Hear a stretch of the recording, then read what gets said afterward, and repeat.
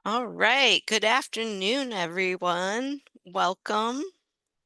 Glad to have you joining us today. I am Kathy Lancaster. I am the Youth Services Librarian and Coordinator at the Library of Michigan. I'm happy to have everyone joining. I think we got everyone in from the waiting room, so that's great.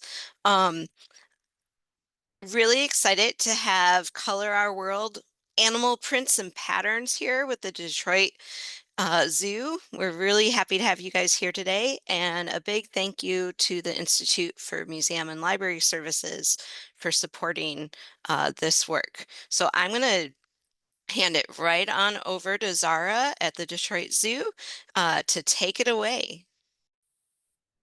Hello, everyone. Thank you for joining us. We're excited to be participating in summer reading once again. I think we've done this now for maybe the fourth year, I think since 2022, and we are already looking at themes for next year.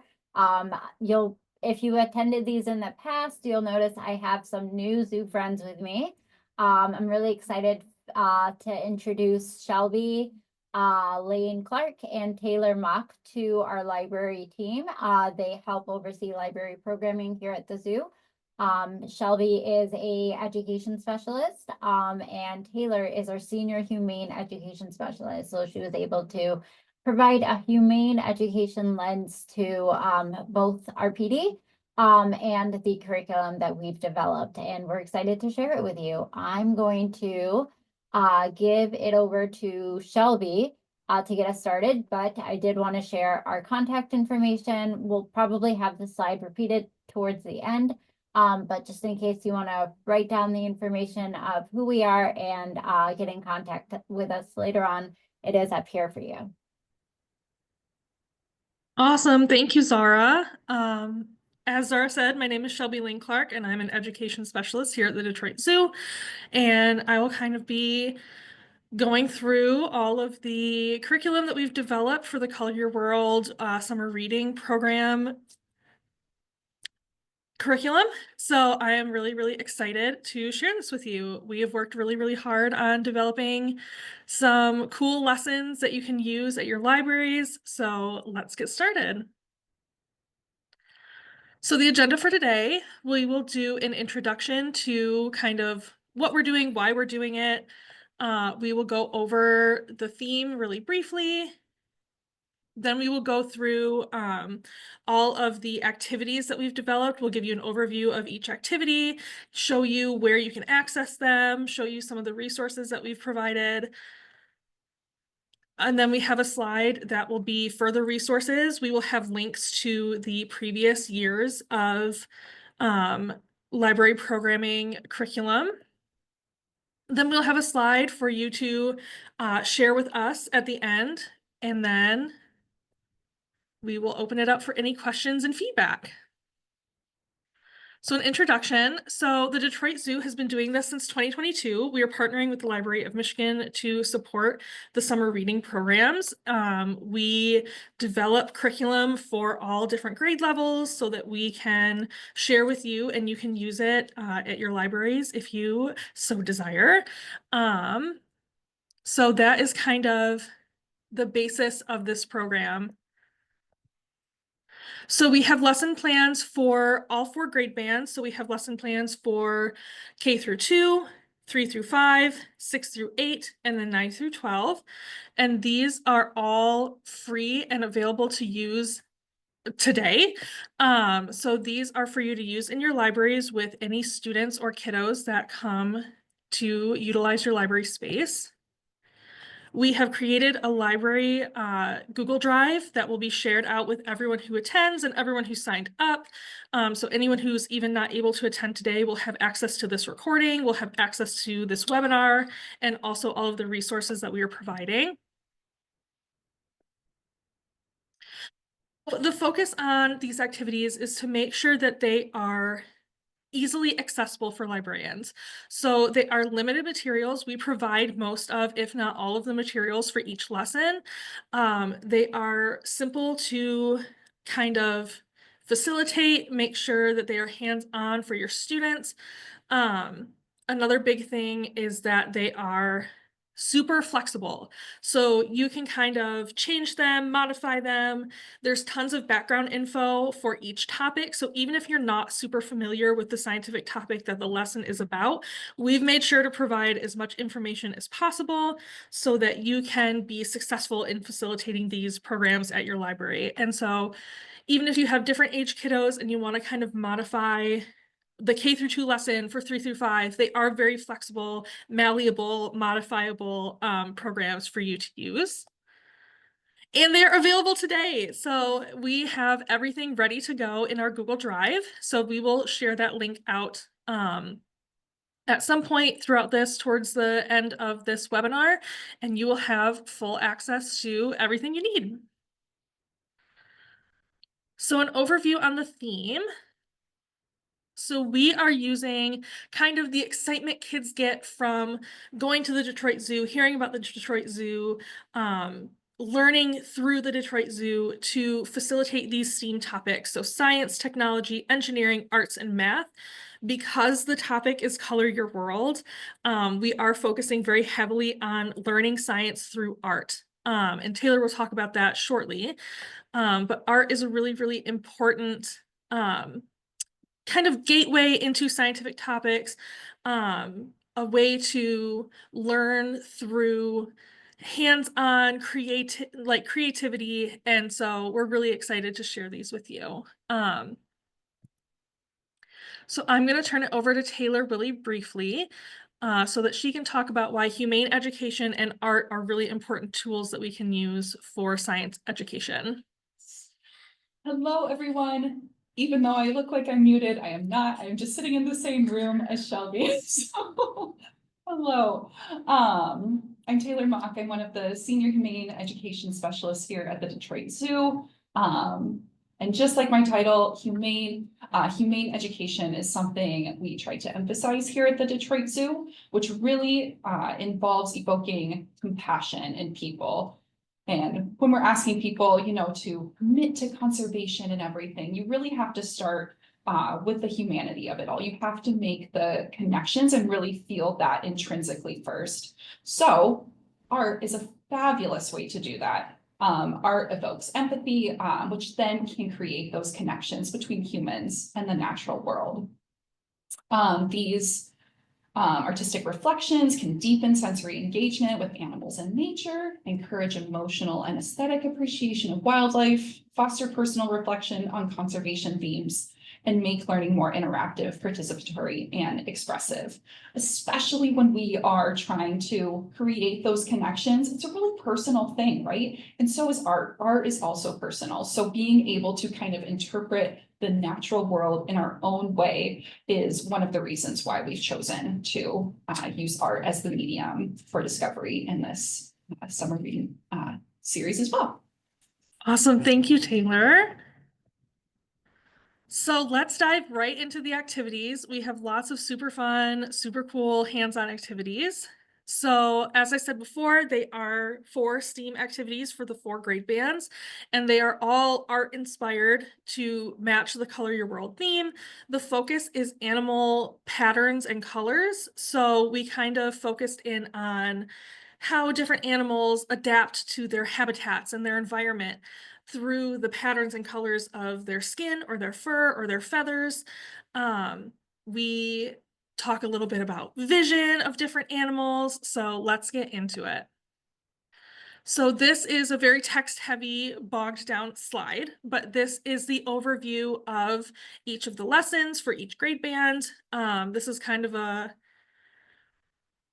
at a glance, kind of what you have to work with. So if you're going back through the webinar later on, or if you have access to the slides, which you will, you can get a really quick visual of what the lesson is, the books that we have found that go with them, as well as the next generation learning standards for each of the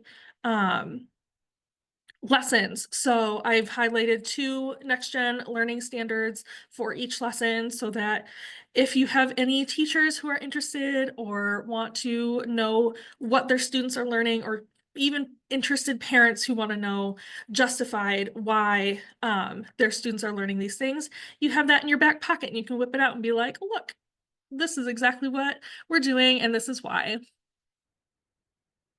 So this is what the drive will look like. So each grade band has its own folder and you'll have access to these webinar slides as well. So all you have to do once you have the drive link shared with you is go to each of the grade band folders and you can see all of the resources that are available for you, whether it be the documents for the outlines with all of the background information and how to facilitate each activity, or the different slides or materials resources that are provided for each lesson. So for K through 2, this is Animal Patterns Mix and Match.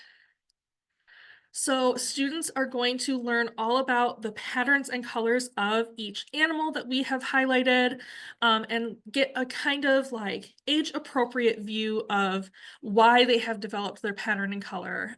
This is one that is very flexible to be kind of scaled for all ages, but especially those younger kiddos, the littles. But K through 2 is such a developmentally broad grade band. So we've kind of added different levels of information for the kids so that they get the best, most fulfilling educational experience they can. So this is kind of an age-appropriate introduction into the world of adaptation, especially adaptation to habitats. So students will get to see an animal and match it to a pattern that is kind of scaled in, zoomed in. So they have to use observational skills and problem solving skills to figure out which animal each pattern belongs to. And this will kind of introduce them into the world of adaptation. Shelby, can we So go this back is, a slide? oh yes. Wanted to share something. We've found it very helpful, even with self-guided activities or activities guided by our staff. When we are doing programming like this, to print slides that look like this, that have this information, and have it available for parents. It helps draw the questions that they ask their students as they're co-facilitating the activity alongside you. And then it also gives them something to go back to after they've completed the activity, working on those observational skills, bringing up those same questions that you asked within the session later on. So it's just very easy to have these printed and up on the table as you're facilitating as a reference of, this isn't just a fun activity, this is an educational activity, and these are the learning goals that we're achieving by having this activity here in the library today. Thank you, Zara. So this is what the drive looks like for this one. It's very low resource. This comes with the overview, the lesson outline, as well as the slides, which I'll show you an example of shortly. Each slide has a pair of an animal with a pattern, and there's also an extra slide for each one that has a description of why the animal has that pattern. So for giraffes, for example, it would be that their spots help them blend in the savanna. It breaks up their shape, it blurs them into the background so that any animal that might want to make a meal out of the giraffe has a harder time seeing them and catching them. So that could be something that could be incorporated for older groups. So like second grade, that might need a little bit more of a robust lesson that comes along with the activity. So this is our first pattern. Obviously, this comes from a leopard. And then we have this second pattern, or the many colored feathers of the scarlet macaw. So this is kind of what the matching game will look like. It will be a pair of the pattern with the animal. And then, like I said, there's an extra slide of the animal for older groups as well. And then these are the books that we've highlighted. We have Stripes, Spots, or Diamonds, which is all about animal patterns by Patricia M. Stockland. And we also have Wings, Waves, and webs, which is all about different patterns that you can see in nature. It covers symmetry, it covers all sorts of different patterns that you can see in the natural world. So I thought these were two really fun ones. And don't hold yourselves back if you want to include more nonfiction books as well. That's something that you can use your discretion if you want to add more books as well. I just wanted to highlight 2 books per lesson that you can kind of pull and use if you would like. So for 3 through 5, we have our Camo Critters lesson. So students are going to learn all about camouflage and how they use their colors and patterns to blend in with their surroundings to help either help them hunt or help protect them from things that would hunt them. And then at the end, they are going to create their own camouflaged reptile that they can then share with their families or friends.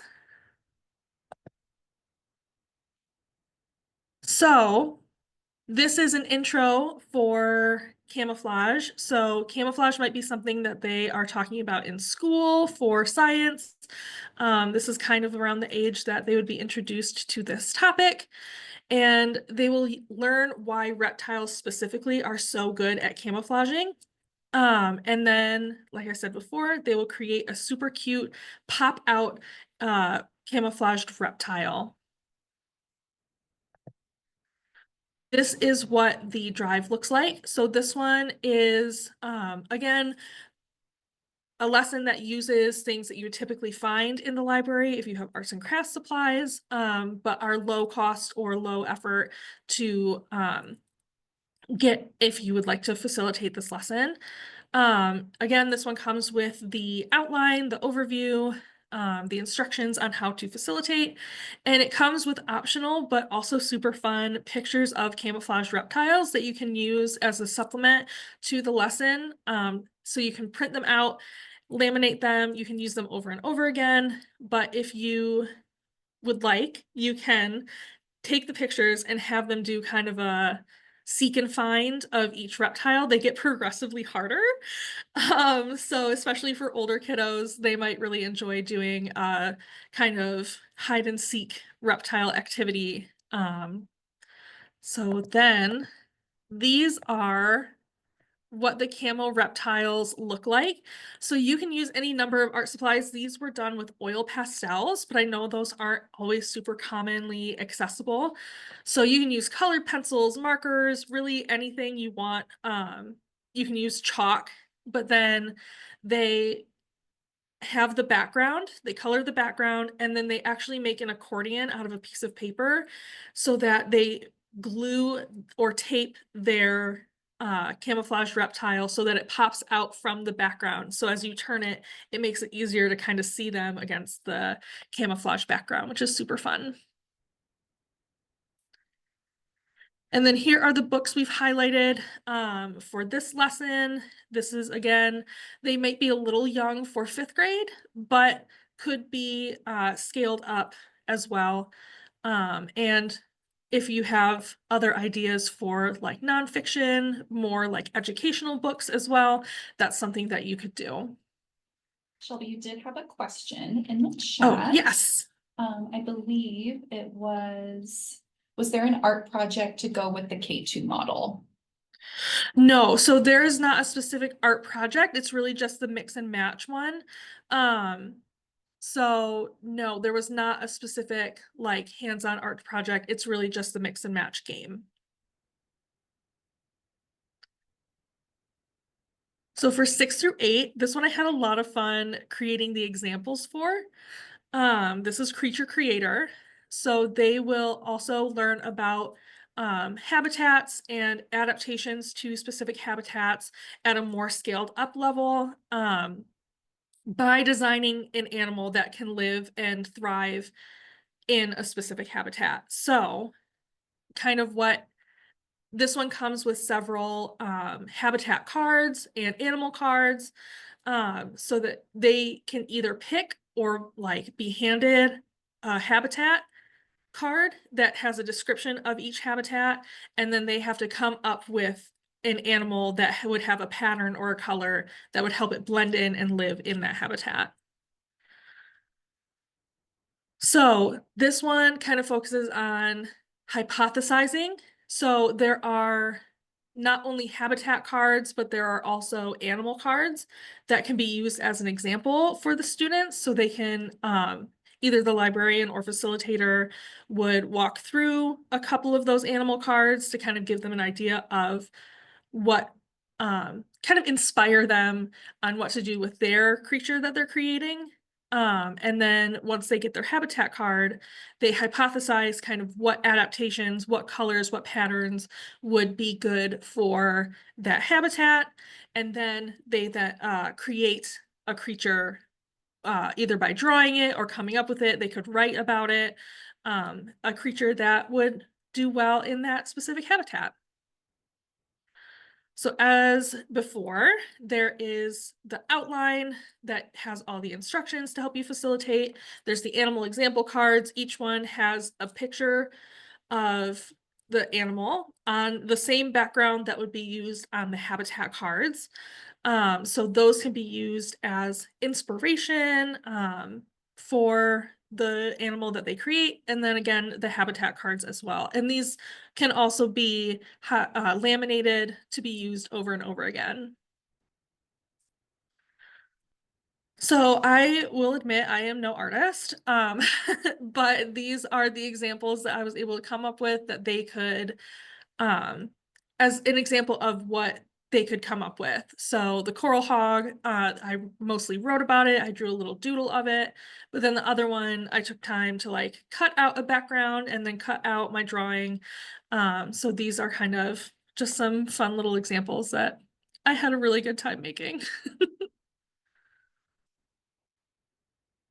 And then here are a couple of books. These obviously have been scaled up for ages or grades 6 through 8. So these are some that you could pull for this one. Last but not least, for 9 through 12 is See Like a Bee. So this one has a little bit more of a resource requirement, but is relatively low cost and low effort accessibility to the resources that you would need. So this one is all about how bees see colors differently than humans do. So bees have special sensors, receptors in their eyes that help them see into the UV spectrum. And so many flowers that are pollinated by bees have patterns and colors that we as humans cannot see, but helps the bees find the pollen and nectar in the center of the flowers. So the students will get a brief background lesson on how bees see differently, why they can see into the UV spectrum, and then they will actually create 2 versions of the same flower. One, they will color both exactly the same, but one they will use an invisible ink marker or pencil or pen, whatever you have access to or order. But these ones are really fun because once you hold a UV light over the one that was drawn on with the invisible ink, it has a pattern that shows up only on that flower. So when you compare them without the UV light, they look exactly the same, but then with the UV light, one has the pattern and one doesn't. So this is the drive for this one. Again, it has the outline that you can use to facilitate this lesson. It also comes with optional but encouraged bee vision examples that you can show students. So the pictures have side-by-sides of different flowers that you might find in your garden, and it has what we see as humans and then what bees see. And then the flower printouts that they can then color. So this is the example that I have. So this one, I didn't let the ink dry long enough in the before picture. So you can see a little bit of the pattern because it was still wet on the paper, but in practice, the flowers will look exactly the same in regular light, but then when you shine the UV light on them, one would have a pattern that is visible and one wouldn't. And then I found these super cool books all about bee vision, and they're mostly photography books. So they have some text explaining why bee vision is different, but for the most part, they are photography, and it shows how bees see the natural world through their very unique eyes. So this is getting towards the end of what we have for you. So these are all the other learning opportunities from previous years and upcoming with the Detroit Zoo.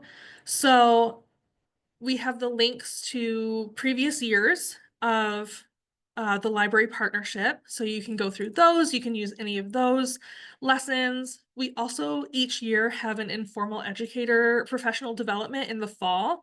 So be on the lookout for that because that one's really cool. And then we also have in-person programming through something called Detroit Zoo Connect. So this is in-person learning opportunities that are on site at your libraries. We have 3 right now that are based on conservation projects that are through the Detroit Zoo. So we have one on mud puppies, we have one on Massasauga rattlesnakes, and we have one on piping plovers. And those are available for anyone in the Tri-County area around the Detroit Zoo. And we would come and facilitate those for you.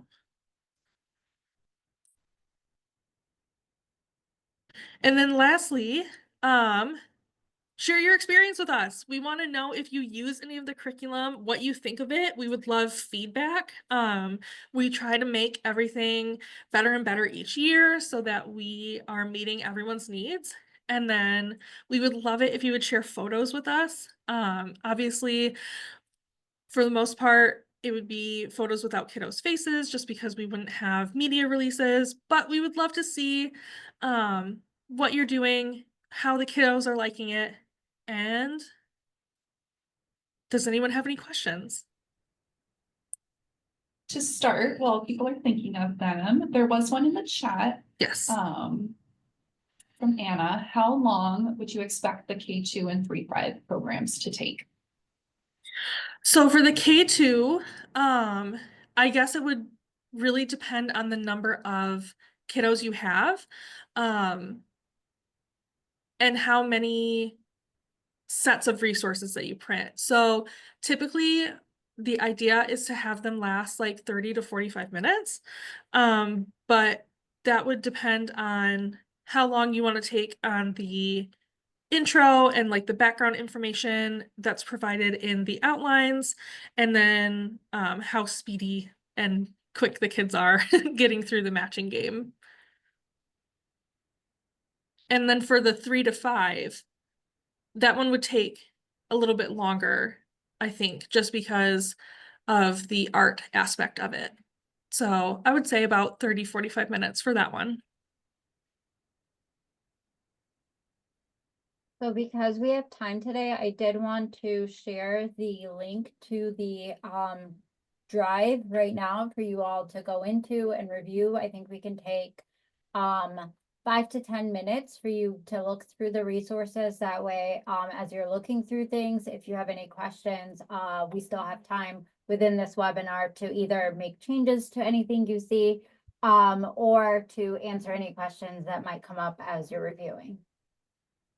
So let me know if the link works or if there's anything I need to change in the settings. You should be able to see things as a viewer, but not have the ability to edit anything.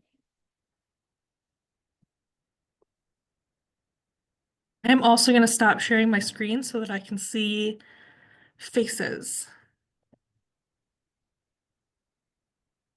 I like being able to see everyone.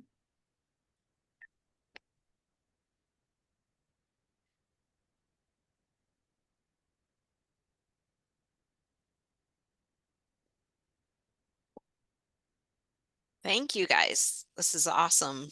Lots of great materials in there. I'm curious to hear from folks as we wait for some questions to come in.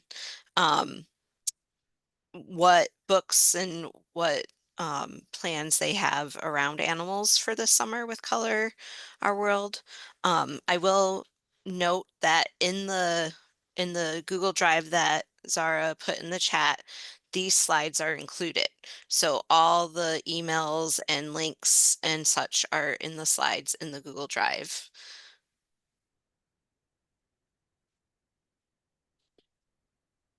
And it looks like Melissa has a question about the tri-area libraries. They wanted to hear more about what you might offer in the Detroit area.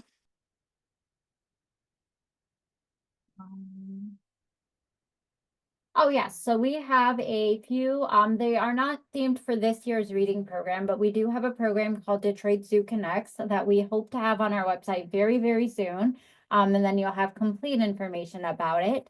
But what it is a hour-long program that's designed for up to 25 to 35 students. We've done it with less. It doesn't work so great when you do it with more. At that point, you're better off doing 2 different programs. But it is focused on sharing the conservation work that the Detroit Zoo does in the state of Michigan. So things like the 3 programs that we do have are focused on Massasauga rattlesnakes, mud puppies, which are an amphibian species that live in the Detroit River, and piping plovers, which are a shorebird up north. And the Detroit Zoo supports conservation efforts in all of these. So the activities themselves start off by introducing the students to the animals, talking a little bit about the work that we do, and then having the students take on the role of a conservation scientist at the Detroit Zoo and go through the procedures of whether it's banding a bird or collecting data on a mud puppy or rattlesnake or collecting water samples, that sort of thing. So we bring all the materials, they go through stations, completing the activities, and then there's a conclusion at the end that's focused on what actions they can take on a day-to-day basis to improve or to help the conservation efforts of these Michigan species. I do see another question here that asks about what we're doing beyond the Tri-County area. So while we don't offer or guarantee that we would offer this program outside the Tri-County area, we have gone outside the Tri-County area with these programs. It would be a different cost because we'd have to factor in travel time, mileage, if the staff need to spend the night overnight, lodging, that sort of thing. So it would be more an inquiry and something that we would set up based on your interest and our interest. So we do offer things beyond the Tri-County. It's just less structured because depending on where you are, we might have to say no. So the Detroit Zoo Connects are themed for different ages. So Piping Plovers has a K through 2nd experience, and then it also has a 3rd through 5th experience. Mud Puppies has a 3rd through 5th, and then a 6th through 8th. And Rattlesnakes has a 3rd through 5th, and I believe a 6th through 8th, but I believe that's what it is. So it does depend on the program, and then again, each of them can we have 2 different versions of each one for 2 different grade bands. We do have a few other options for high school. They're not officially offerings, but we've had interest in the past about those, and we've been able to make those as kind of like a custom program. So beyond those 3, there are options for high school programs. Yes, bubble wrap is a great option. The activity that I was actually going to share is one we do where we have, a cutout snake that's plain. And then if you dip a golf ball in paint and then put it in a bucket and you move that bucket around with the snake, it creates a nice little pattern on the snake, and the kids always enjoy moving the bucket. So both of those are really great snake activities. And those could be things we put in the drive now that we've had a chance to share it with you. We had a couple other questions too. So someone was asking about the photos of the animals. Are they by any chance Detroit Zoo animals? The ones in the slideshow? Mm-hmm. Yes, everything that is Or photographed or all the animals that are photographed in our slideshow are Detroit Zoo animals. today's slideshow, and then I guess they were referring to the K2 lesson. For the K through 2 lesson, no, they are not all Detroit Zoo residents. But for sets of animal cards for K through 2, I would recommend probably, if you know how many students are coming to a program, I would do one set per every 2 students. But that would really depend on the number that comes. I think having 2 students doing the matching game together would be really, really good, especially if they came with a family, but I wouldn't do necessarily one per student because I feel like that would get too much.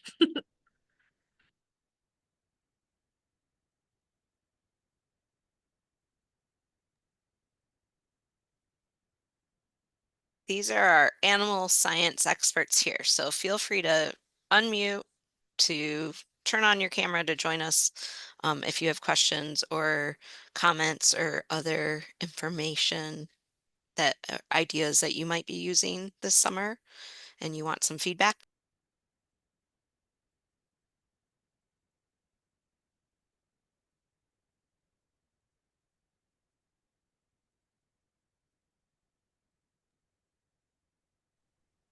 I think folks are enjoying scrolling through your Google Drive right now. I see a lot of people in the opening slides as well. Any other questions?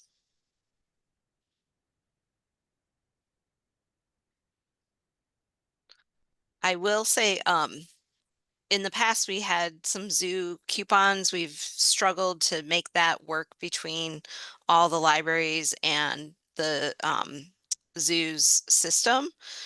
So I don't believe we're offering that again this year.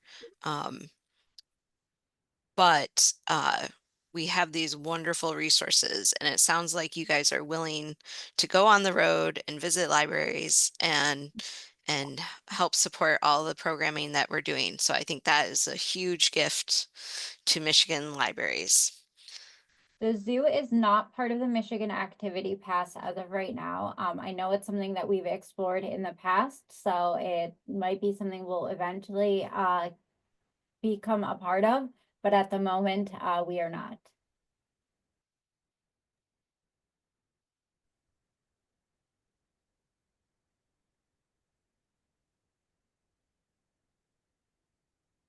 All right, so another question, what is the pricing structure for the Connects presentations?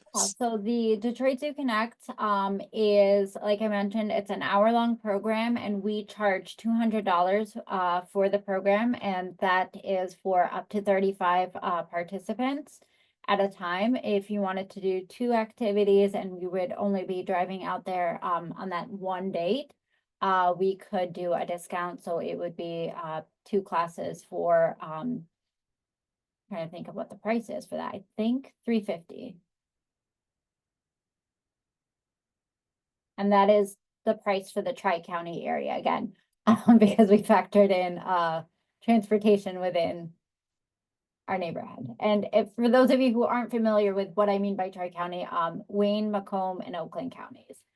Anything beyond that, sometimes it might not be an additional charge because you're just right on the edge. And we know that. So we'll look up what it costs to travel to your space, and we'll let you know what your price would be.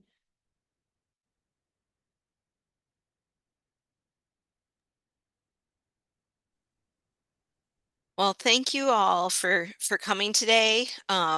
Thank you to the Detroit Zoo for sharing all these great resources. Zara, Shelby, and Taylor all put their emails in our slides that you have access to in the shared drive there. So feel free to reach out to them directly if you have questions that come up. Um, and again, I'll thank the Institute for Museum and Library Services for supporting this work. Please do fill out that survey that's in the chat. That's to help us continue to secure funding and to tell your stories. Both the zoo and the Library of Michigan love to see your summer reading images, so please do share those. And I'll also be looking for it all on social media. Seeing all the fun that you're having this summer. So thank you all so much. Thank you for having us. We enjoy working on this every year. I had so much fun working on this, so thank you so much for this opportunity. Yeah. Yeah, welcome to Shelby and Taylor to the libraries and zoo partnership. We appreciate you. I think someone asked in chat how to access previous years Yes, drives. and I answered that. All those links are in the slides for today, and that's in the shared drive as well. So they can Awesome. access the links there. Thanks, Kathy. Yes, have a good one.